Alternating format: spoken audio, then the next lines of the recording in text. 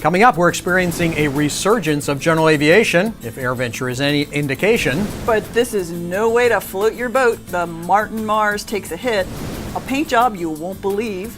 And the story of general aviation airplanes in the air when Pearl Harbor was attacked. AOPA Live this week begins in just a moment.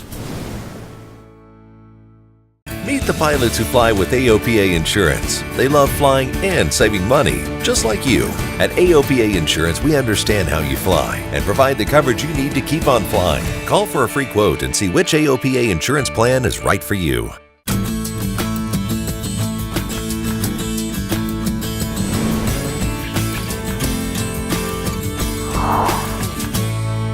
It's a banner year for AirVenture. We're just sad that it's over.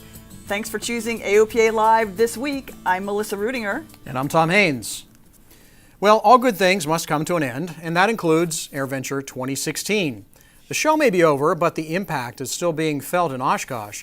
563,000 people can say they were there this year. 10,000 airplanes, including the Canadian Forces Snowbirds, who put on one of the best jet routines we've ever seen. EAA Chairman Jack Pelton says it was a great year, and the mood was up thanks to third-class medical reform finally passing. I do believe a lot of people were anxious to come here, whether it had passed or not passed, to continue the push and you know, was what passed 2 weeks prior to the show. So those advanced pushes. But I think people were here, you know, in support of how are we going to continue to push the general aviation agenda, which is good. The anecdotal feedback from getting that third-class medical has been nothing short of a huge praise. And AOPA President Mark Baker experienced a new optimism from pilots. So it's nice to see energy out there, and I don't know you can identify one event, although the third-class medical sure came up as a lot of attaboys for AOPA and others that helped general aviation get what they long deserved, which is medical reform. So I think there was a lot of that, but there also seemed to be just a renewed energy in general aviation overall. Some new products like the Cub X and other things on display. People were just excited about general aviation. Having talked to a lot of the exhibitors, the energy about saying, I'm coming back into aviation, I'm going to get going again. Been gone for a couple of years, maybe longer. And then looking at all the new products that are available since they've been gone in some cases. For instance, the iPad and some of these devices that weren't around 7 or 8 years ago have made flying easier and safer. So I think there's a lot of renewed energy about that. I mean, as you saw with our sweepstakes airplane, the Cessna 172 with the new G5 in it, non-TSO'd but approved by the FAA, and at a cost that makes sense for a lot. Mark says he believes that the FAA will work quickly to write the new regulations so that third-class medical reform will be available to all very soon. We were all wowed by the Martin Mars flying boat at AirVenture this year. The water drops along the runway were truly impressive. But Big Bird ended up having some problems with birds. One of the big Wrights took a bird strike, so the Mars made a precautionary landing back at Lake Winnebago. And eventually they came in and landed. And they landed out here by just before the cut. And they came in and unfortunately they got too close to the shoreline and hit some rocks. Those rocks punched 5 holes in the hull. They called in the fire department to pump out the hold. Divers put temporary patches on the flying boat to keep her afloat. So, Melissa, I had a chance to be out there on the water near the Martin Mars when they were pumping the water out of it. An impressive amount of water coming out of it, I got to tell you. 3 big jets for better part of the day. Big jets of water coming out as they tried to keep that thing afloat. So I'm glad they got it at least partially patched. Definitely glad. It must have been some pretty big holes because that's a big flying boat. That is a big boat. And here's something else that was impressive up close, a Millennium Phenom. That's right, at Boeing Plaza there was a Phenom 100 painted like the Millennium Falcon in Star Wars. It's even complete with hyperdrive and a nod to Star Trek, dilithium crystal reactor engines. Owner Mark Holt plans on using the airplane to give Veterans Airlift Command rides to wounded warriors. He also wants to take kids to air shows who have disabilities that prevent them from pursuing a career in aviation. So we decided to make it fun since we would have both veterans who've probably lived through enough seriousness in their life, make it fun for them, make it fun for young boy or girl to participate in an air show and just to be creative. The airplane was designed by artist John Starr of Artistic Aviation. Well, that BizJet is not the only eye-catching turbine hot rod. Check out this little red number. This is the Freedom Rush BD-5J. It's part of the Cloud Dancers airshow team. It was parked along with another BD jet between the AOPA tent and our program pavilion. Its owner and pilot says it's pure bliss to fly, but the checkout is a bit difficult on a one-seater. There's a lot of theory, there's a lot of studying and preparation, a lot of memorizing, and then I've done some flying on gliders, high-performance gliders, to get used to the landing attitude. I've done, I have the know-how of the bits for the sensitivity and maneuverability, and I have a few thousand hours of jet time to manage the performance, and it all comes together in one package. The first time you fly this, you're on your own. The jets were a popular attraction on the AOPA campus at AirVenture. Set your calendars now. The next AirVenture is only a little more than 50 weeks away. But you don't have to wait that long to get your next fly-in fix. The AOPA fly-in to Bremerton, Washington is coming up on August 19th and 20th. It's near Seattle on the beautiful Kitsap Peninsula. We'll hope you join us. If you plan to fly in, there's a video to help. The AOPA Air Safety Institute has a fly-in procedures video. You'll want to watch it. There's some complicated airspace around Seattle, and we don't want anyone to bust a Bravo shelf. The video will walk you through the arrival procedures. You'll also want to download the pilot information packet and NOTAM. Let us know if you're coming. You can RSVP and get the information you need at aopa.org/fly-in. If you like the idea of shepherding aircraft through the busy airspace, here's a one-time chance to become a controller. The FAA is looking to hire 1,400 new air traffic controllers. The only catch, you have to apply next week and next week only.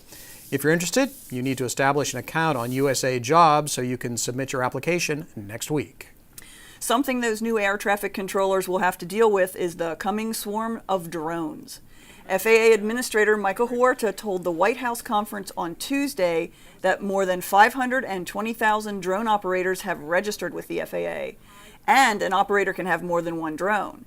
There are only 320,000 manned aircraft. Safely integrating drones into our airspace is one of our top priorities at the FAA, and it's very important that we get it right. And now this is an industry that is moving at the speed of Silicon Valley, and we at the FAA know that we can't respond at the speed of government. Regs for commercial drone operations in daylight and in non-populated areas take effect later this month. Huerta says regs for drone operations over people will be out by the end of the year. Coming up after the break, experiencing what life was like for the greatest generation. And the little airplane that was there for the beginning. You're watching AOPA Live this week.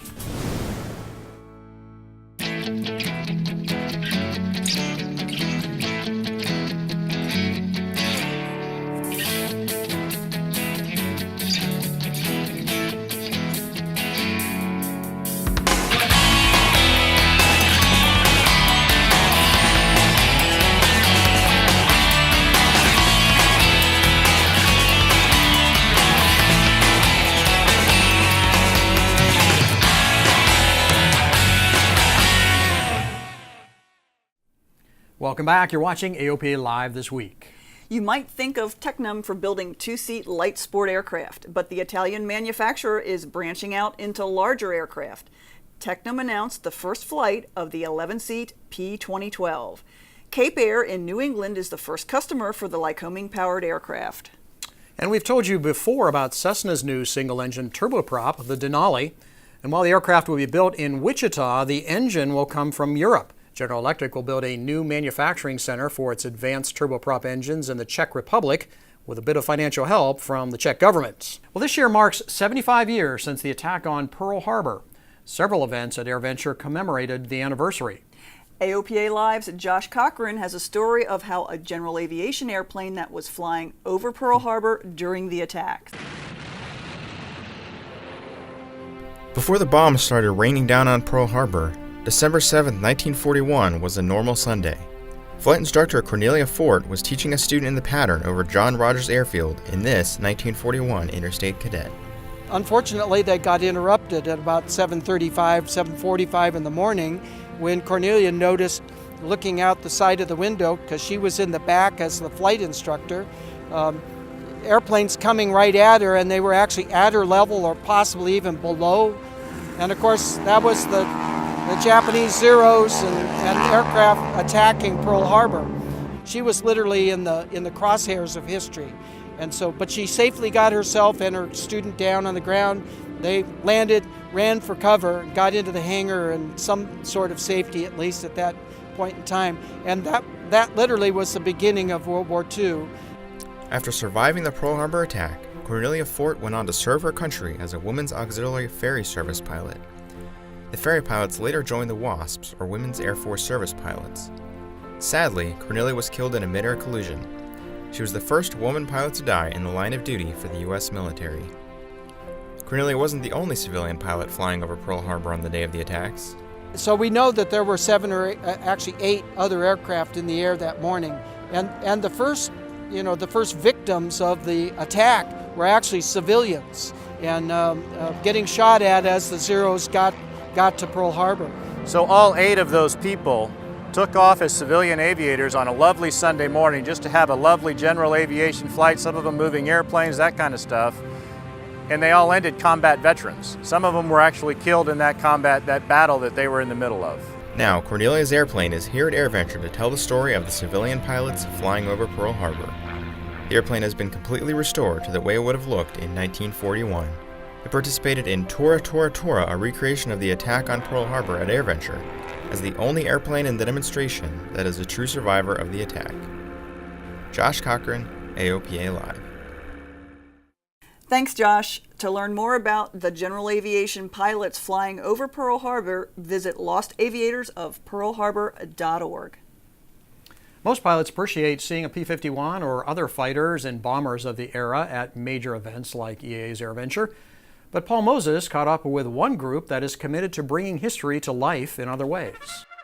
The call to post marks the start of yet another day at Camp Miller here at Whitman Field. The colors raised. Sergeant John, passage 95. A bell tolls. 101st Airborne ETO with 2 Purple Hearts. For those we now can only remember. Group attention! As you were. This team represents the 340th Bomb Group, which flew B-25s over China, Burma, and Italy. Good morning. As I mentioned at assembly, we'll be flying a mission this morning unless conditions change over the target. With that, I'll give the floor to Captain Berger. Thank you, sir. Good morning, gentlemen. Morning, sir. Our target for today is an interdiction mission for 4 railway bridges in the vicinity of Benevento, Italy. It's like a trip back in time, courtesy of the Warbirds Living History Group. Well, first we compliment the aircraft. We show what the pilots and crews looked like that actually serviced and flew these aircraft in World War II. But the most important thing is that we honor our nation's history by keeping it alive and honoring our veterans. The Warbird community has always been about restoring and preserving these wonderful aircraft and honoring the men who flew them. Camp Miller, also about honoring those men, but remembering what their life was like when they weren't flying those dangerous missions. Be they American, British, or Canadian, the uniforms and the accommodations are true to the period. There are even L-birds in the backyard. So, what's it like living at this airbase? Oh, it's excellent, because hearing the P-51 start up at 6 in the morning is the best alarm clock that I've had in a long time. But it's kind of a privilege because no one else really gets to stay this close to all the warbirds. It's just a blast. Bombardiers will be utilizing 250-pound general-purpose bombs today, with fused nose at 1x10 and 1x40 on the tail. Set your intervalometers at salvo. The camp itself is named for Lieutenant Joe Miller, a veteran of the U.S. Army Air Corps and a B-25 pilot who at 93 passed away just a month ago. He was a cherished friend of this group. He taught us a lot of things, became a friend, supported us, and we decided to honor him after a year or two of meeting him and naming our camp after Joe. And while Lieutenant Miller has reached his final rally point, those who visit this camp are getting a closer look at the life he and his comrades lived while fighting for our freedom. Let our fighters deal with stragglers, maintain integrity, and get your way back to the coast. Good luck and Godspeed. At AirVenture, Paul Moses, AOPA Live.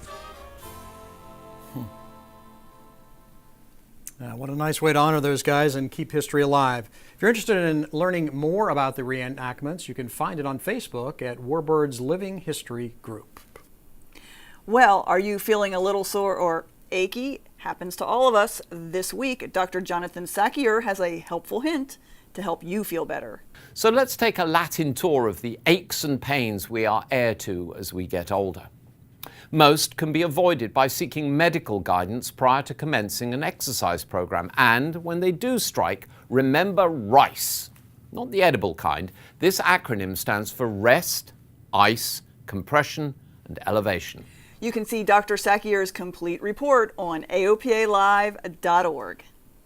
Turning now back to fun in Oshkosh, one of the most interesting places at AirVenture has got to be the tower. For the week of the show, it is the busiest tower in the world. The best controllers from around the country vie for a chance to control all that chaos. But during the shows, the air boss has the reins from down on the deck.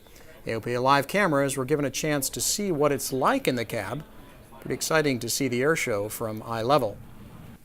I got to see the Canadian snowbirds when I was up in the tower this week, and truly from eye level. I mean, they're coming right at you with the lights all on and the smoke behind them. It's an impressive place to watch the air show, I got to tell you. They're impressive probably from any altitude, but particularly coming straight at you. They are. And speaking of air shows, we couldn't let you miss them. We will leave you with a look at some of the best shots from the night air shows. We really enjoyed the chance to visit with many of our AOPA Live This Week viewers in Oshkosh. Thanks for stopping by to say hello. We hope you were one of them. Either way, hope to see you next Thursday for another episode.